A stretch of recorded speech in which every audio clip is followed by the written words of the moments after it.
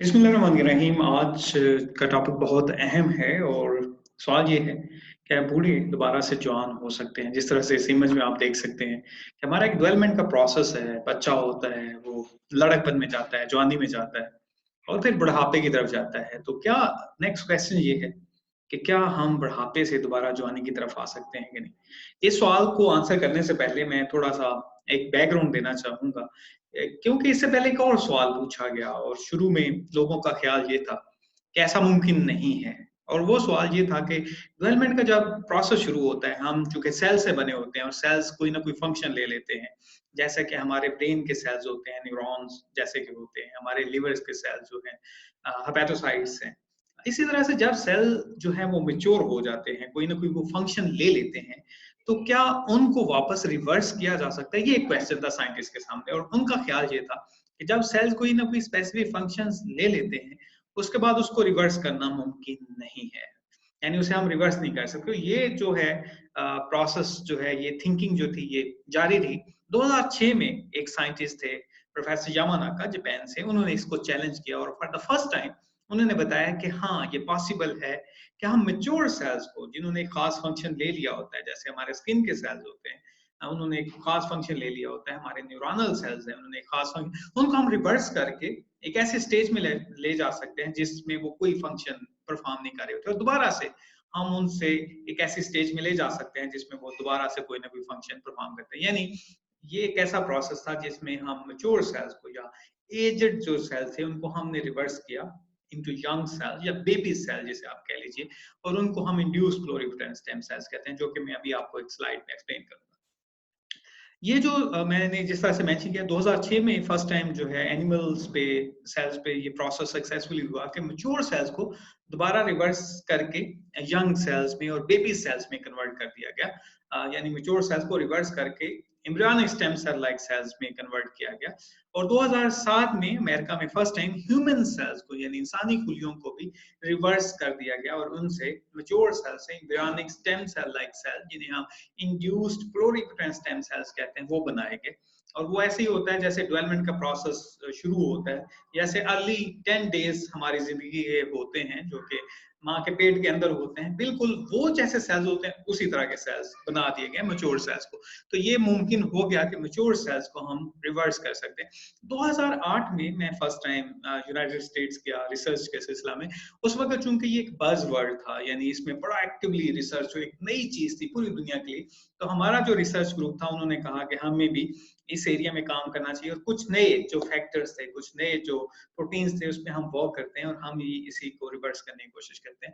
तो हमने animal study शुरू की और हमने भी स्किन के सेल्स लिए और हमने जिगर के सेल्स लिए, हेपेटोसाइट्स लिए और उनको हमने रिवर्स करना शुरू किया और हमने एक प्रोटोकॉल डेवलप किया जिसमें हम मैच्योर सेल्स को 21 डेज में वापस embryonic stem cell like cells में कन्वर्ट करें। और इसकी बहुत सारी एप्लीकेशंस हैं। मसलन किसी एक बंदे को अगर टाइप 1 डायबिटीज है तो उसमें बीटा सेल्स डैमेज हो जाते हैं।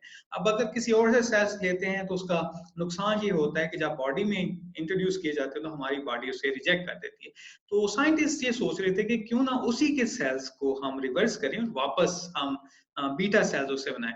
तो ये मुमकिन हुआ। फॉर एग्जाम्पल, कोई एक बंदा है जिसकी उम्र 50 साल है, उसके हम स्किन सेल यानी जिल्द के हुलिये ले सकते हैं और 21 डेज में उस वक्त हम उनको embryonic stem cell like cells में कन्वर्ट करते थे और उसके बाद उन सेल्स को हम अगेन 2 वीक्स में, 2 to 3 वीक्स में हम बीटा सेल्स उससे बना सकते हैं और ये उसी के सेल्स होंगे और इसी से हम बीटा सेल्स बनाएंगे और उनको हम ट्रांसप्लांट करके जो डिजीज है, जो डायबिटीज है, उसको हम क्योर कर सकते हैं। यहाँ पे एजिंग के हवाले से मैं आपको खास तौर पे इस प्रोसेस के हवाले से बताऊं कि अगर कोई बंदा 100 साल का है तो उसके जो ब्रेन सेल्स होते हैं वो डेड नहीं होते, तो वो भी 100 साल के ही होते हैं। हमारे आईज के जो सेल्स होते हैं ये भी हमारी उम्र के साथ साथ रहते हैं और वो फर्दर डेथ नहीं होते और उनमें उस तरह से तकसीम नहीं होती। यानी जितना ही बंदा पुराना होगा उसके ब्रेन के सेल्स भी उतने ही पुराने होंगे, उतने ही ओल्ड होंगे, उसके आईज के सेल्स भी उतने ही ओल्ड होंगे। बाकी सेल्स हमारे चेंज होते रहते हैं। अच्छा, हमारी स्किन के सेल्स जो होते हैं 4 हफ्तों बाद ये टोटली चेंज हो जाते हैं। हमारे इंटेस्टाइन के सेल्स बड़ी तेजी से जो है वो चेंज हो रहे होते हैं। हमारे जो आरबीसीज है, रेड ब्लड सेल्स है, उनकी एज जो है वो 120 डेज है। इस तरह से हमारे सेल्स और इवन बोन के जो बड़ी हार्ड टिश्यू हैं वो भी 10 साल बाद हमारे जो सेल्स हैं वो चेंज हो जाते हैं। लेकिन हमारे ब्रेन के जो सेल्स होते हैं और हमारे आइज के जो सेल्स होते हैं वो हमारे साथ रहते हैं। अब मैं आपको बताऊं कि किस तरह से हम इनकी एज को रिवर्स कर सकते हैं। तो हम अगर एक बंदा है, हमारे कह दीजिए हमारा कोई दादा है, उसकी एज जो है वो, या हमारे कुत्ताएं हैं उनकी एज जो है 90 साल है या 100 साल है, अगर हम उनके ब्रेन सेल लेंगे वो भी 100 साल के होंगे। उसको हम अभी के जो प्रोसेस है इस फास्ट, उस वक्त यानी आज से 12 साल पहले हमें 3 हफ्ते लगते थे, अब हमें तकरीबन 10 से 12 दिन लगते हैं उस प्रोसेस को रिवर्स करने में। तो हम 100 साल के जो सेल्स पुराने हो चुके हैं उनमें मुख्तलिफ फैक्टर्स इंट्रोड्यूस करते हैं, मुख्तलिफ जीन्स को हम एक्टिवेट करते हैं। तो उस एक्टिवेशन की मदद से सिर्फ 10 से 12 दिनों में हम उनको रिवर्स करके जो सेल जो उस वक्त बंदा 10 से 12 दिन का था उन सेल्स में कन्वर्ट कर, यानी हम उसकी तकरीबन 100 साल उम्र वापस कर सकते हैं।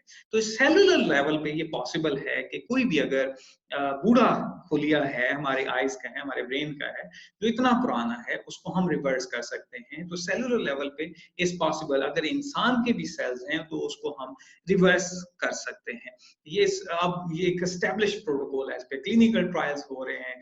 थेरेपी के हवाले से इसकी बड़ी जो है होप है कि इस प्रोसेस से हम जो है बहुत सारी डिजीजेस को क्योर कर सके, क्योंकि हम उसी बंदे के सेल्स लेके उनको रिवर्स कर सकते हैं और दोबारा से हम मैच्योर किसी तरह के भी सेल बना सकते हैं। मैं मिसाल देता हूँ, अगर किसी को ब्रेन का कोई डिसऑर्डर है तो हम स्किन से सेल लेके उससे हम इंड्यूस क्लोरीफेरेंस स्टेम सेल्स बनाएंगे और उससे हम न्यूरोनल सेल्स दोबारा से बना लेंगे। तकरीबन 1 महीने का ये प्रोसेस है और हम ब्रेन सेल्स जो हैं वो इंट्रोड्यूस, उसी बंदे के सेल्स होंगे, उन्हीं से ही हम न्यूरॉन्स बनाएंगे और उसी बंदे में वो ट्रांसप्लांट हो सकते हैं। तो सेलुलर लेवल पे ये पॉसिबल है। अब नेक्स्ट क्वेश्चन है, मैं आपको पहले बताता चलूं कि एक क्वेश्चन किया जाता था कि क्या हम मैच्योर सेल्स को रिवर्स कर सकते हैं। साइंटिस्ट का ख्याल था, आम लोगों का ख्याल था ये मुमकिन नहीं है, लेकिन ये मुमकिन हो गया। अब दूसरा क्वेश्चन है, 21st सेंचुरी में हम बैठे हुए हैं कि क्या हम ऑर्गेनिजम्स को, क्या ऑर्गेनिज्म एज ए होल को, या हम इंसानों को जो बूढ़े हो चुके हैं क्या हम दोबारा से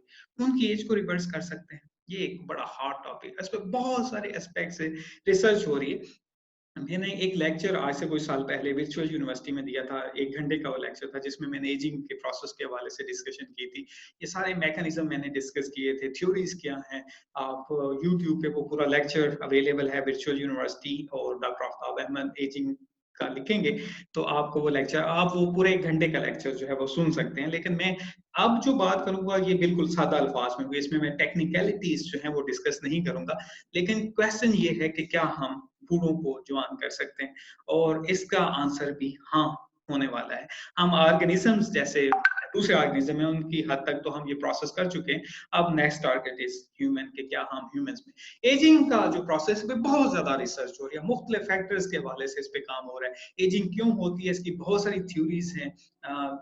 एक थ्योरी ये है कि स्टेम सेल्स हमारे कम हो जाते हैं एजिंग के प्रोसेस। एक थ्योरी ये है कि जो हमारा डीएनए का पैटर्न है उसमें मेथिलेशन होती है, वो पैटर्न चेंज हो जाता है। बहुत सारी इसमें थ्योरीज हैं। एक इंटरेस्टिंग चीज जो मैं आपके साथ शेयर करना चाहूँ वो ये है कि जिस तरह से हमारे जितने प्रोसेस हैं वो जीन्स के जरिए कंट्रोल हो रहे होते हैं। मसला हमारा कलर किस तरह से होगा, हमारी आईज का कलर कैसा होगा, हमारी हाइट कितनी होगी, ये हमारी सारे जो प्रोसेसेस हैं ये हमारे जीन्स कंट्रोल कर रहे होते हैं। हमारे जिसमें तकरीबन 22,500 जीन्स हैं जो कि सारे प्रोसेसेस को, जितने भी हमारे प्रोसेसेस हैं बॉडी में, जितने एंजाइम्स हैं, जितनी प्रोटीन्स हैं, उनको वो सारी फंक्शनैलिटी के पीछे जीन्स होते हैं।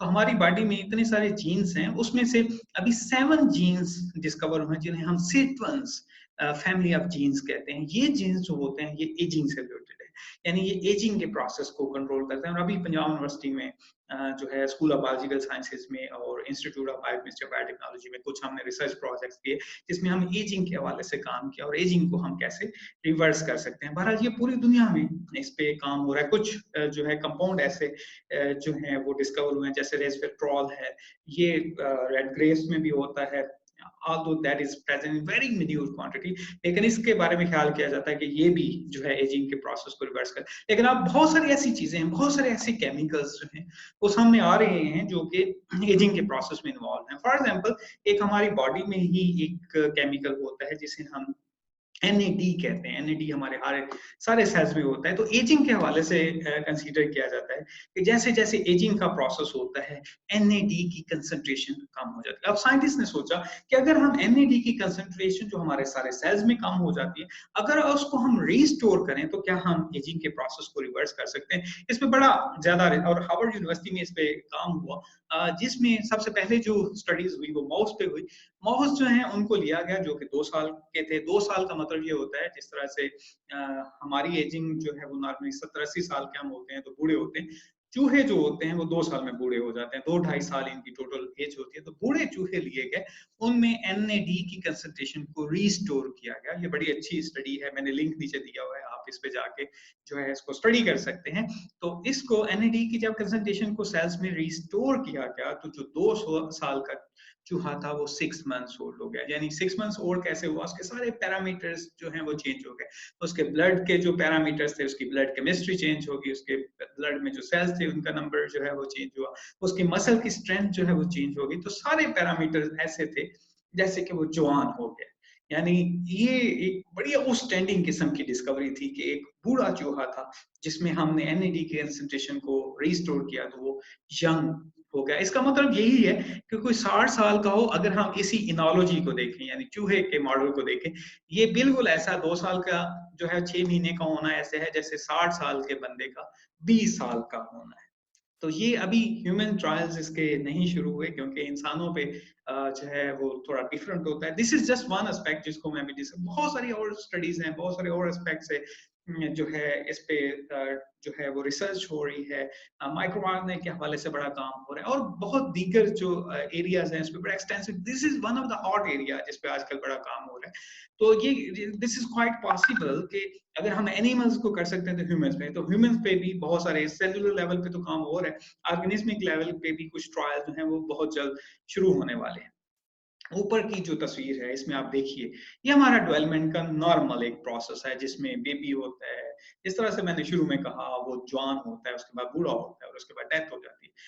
साइंटिस्ट क्या चाह रहे हैं? साइंटिस्ट ये चाह रहे हैं कि बुढ़ापे में बहुत सारी डिजीजेस हो जाती हैं, बंदा उस तरह से एक्टिव नहीं होता, चल फिर से नहीं सकता, और एज रिलेटेड बहुत सारी डिजीजेस हैं जैसे डायबिटीज है, हाइपरटेंशन है और बहुत से कार्डियोवैस्कुलर डिजीजेस हैं और बहुत सारी डिजीजेस ऐसी हैं जो आ जाती हैं। हम साइंटिस्ट ये चाह रहे हैं कि हम इस प्रोसेस को जो है रिवर्स कर दें। हम जो बूढ़े हो जाते हैं, जो नीचे वाली आप इमेज में देखिए, जवान है उसके बाद बूढ़े हो जाते हैं, हम ये चाह रहे हैं कि बूढ़े जो लोग हैं दोबारा से जवानी की तरफ आए और एक्टिव लाइफ, यानी अगर कोई स्टिक की मदद से चाह रहा है जैसे कि आप ऊपर वाले इमेज में देख रहे हैं, उसको हम वापस जो है ये वाली स्टेज पे ले आए ताकि वो एक्टिव जिंदगी और उसके बाद उसकी डेथ हो जाए। तो ये this is very active area of research. मैंने आपको बताया कि एनिमल्स पे इस पे बड़े सक्सेसफुल ट्रायल्स हो चुके हैं। हम लोग भी, हमारा जो ग्रुप है वो भी रिसर्चर्स का, इवन पाकिस्तान में भी, बाहर भी हम रिसर्च कर रहे हैं इस पे कि कुछ ऐसे कंपाउंड्स जो हैं उस पे हम स्टडी, हमारी कुछ कोलैबोरेशंस भी हैं जिसमें हम काम कर रहे हैं। तो इसमें हम जो एनिमल्स के हाथ तक बड़े अच्छे, अभी हमने एक प्रोजेक्ट किया जिसमें हमने ब्रेन एजिंग, हमारे जो दिमाग बूढ़ा होता है उसको हमने किस तरह से दोबारा से उसके पैरामीटर स्टडीज किए और उसको बहुत जल्द पब्लिश करने वाले हैं। तो इस तरह से ये पॉसिबल है, ऑर्गेनिज्मिक लेवल पे बहुत जल्द इंशाल्लाह ताला ये मुमकिन हो जाएगा कि जो बुढ़ापे में बहुत सारी डिजीजेस होती हैं जिससे बंदा काम भी नहीं सही तरह से कर सकता, उसकी जो फाइनेंशियली भी बंदा बहुत ज्यादा जो है सफर करता है, तो उस सफरिंग को किसी हद तक हम कर सकें। तो thank you very much for watching this video. आपके कोई भी क्वेश्चंस हों तो आप हमें क्वेश्चन कर सकते हैं, will try to answer. My email address is given of top, @gmail.com, मेरा सेल नंबर इसमें गिवन है। This is part of our project under CBC. CBC is Chatta Biocare and National Academy of Young Scientists, and we are working along with some other teams in Pakistan and abroad, and we are trying कि हम जो ageing related processes हैं उसको हम उस पर extensively, जिस तरह से हमने इनिशियली मैंने आपको बताया 2008 में सेलुलर एजिंग पे हमने काम किया और उसको सक्सेसफुली रिवर्स किया। अब हमारा टारगेट ये है कि हम ह्यूमन एजिंग पे काम करें और एनिमल एजिंग के हवाले से काम करें और इस प्रोसेस को हम रिवर्स करें ताकि जो एजिंग रिलेटेड बहुत सारी कॉम्प्लिकेशंस होती हैं और बहुत सारे इश्यूज होते हैं उसको हम काफी हद तक सॉल्व कर सके। Thank you very much for watching this. और once again if you have any question you can ask और हम उसको आंसर करने की कोशिश करेंगे।